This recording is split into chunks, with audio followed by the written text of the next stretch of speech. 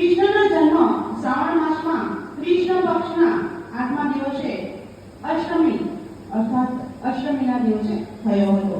આ દિવસે ભારતભરમાં ખૂબ જ ઉત્સાહથી ઉજવાતો તહેવાર છે.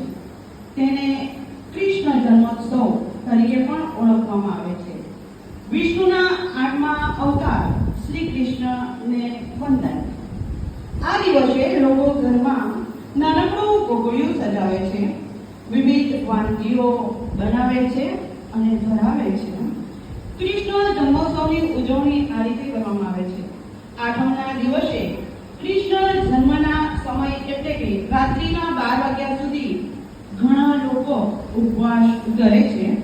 બીજા દિવસે સવારથી ગોવિંદાની ટોળીઓ મટકી ફોડ માટે નીકળી પડે છે.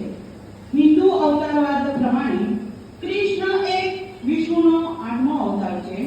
તેઓ વસુદેવ અને દેવકીના પુત્ર છે.